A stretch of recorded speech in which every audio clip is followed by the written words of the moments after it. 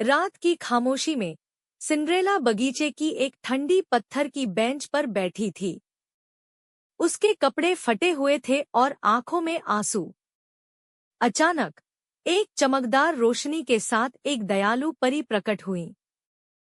उनके हाथ में एक जादुई छड़ी थी और चारों ओर फूल खिलने लगे। सिंड्रेला ने धीरे से सिर उठाया। उसकी आंखों में आंसू थे, लेकिन अब उनमें हैरानी और उम्मीद भी थी। परी माँ ने अपनी छड़ी हवा में घुमाई।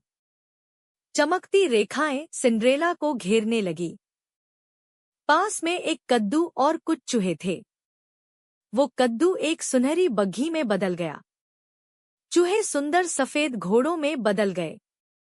पूरा वातावरण जादू से भर गया। सिंड्रेला के फटे हुए कपड़े गायब हो गए। वो एक नीली चमचमाती गाउन में बदल गई। उसके पैरों में कांच की चप्पलें झिलमिला रही थी। सिंड्रेला तालाब में अपना प्रतिबिंब देखकर हल्के से मुस्कुराई। पहली बार उसने खुद को सुंदर महसूस किया। परी माँ ने कहा, याद रखना, रात के 12 बजते ही ये जादू खत्म हो जाएगा। सिंड्रेला बग्घी में चढ़ी। सुनहरे दरवाजे बंद हो गए। सफेद घोड़े तैयार खड़े थे। वो रात अब सपना बनने जा रही थी। सितारों से भरे आसमान के नीचे एक भव्य महल सुनहरी रोशनी से जगमगा रहा था। मेहमान रेशमी कपड़ों में उतर रहे थे। एक सुनहरी बग्घी आकर रुकी। सिंड्रेला नीली गाउन में धीरे से उतरी। उसकी चप्पलें चमक रही थी। लोग उसे देख दंग रह गए। सिंड्रेला महल में कदम रखती है।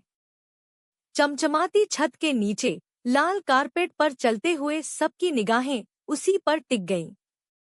महल की सीढ़ियों के ऊपर से राजकुमार उसे देख रहा था। उसके चेहरे पर मुस्कान थी, जैसे समय वहीं थम गया हो। राजकुमार भीड़ के बीच से धीरे-धीरे सिंड्रेला की ओर बढ़ा। वह घबराई हुई थी, पर उसकी आंखों में चमक थी।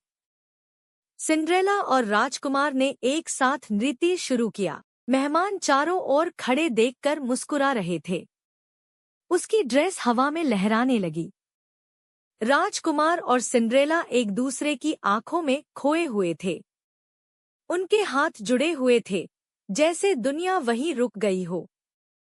महल की बड़ी घड़ी धीरे धीरे आगे बढ़ती है। 9 से 11:45 बजते हैं।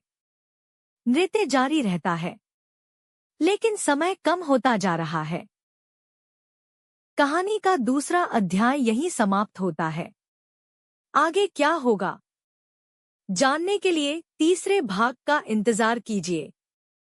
तब तक लाइक करें, कमेंट में अपनी राय दें, शेयर करें और ऐसी ही कहानियों के लिए हमें फॉलो करना न भूलें। आपका साथ ही हमारी ताकत है। धन्यवाद।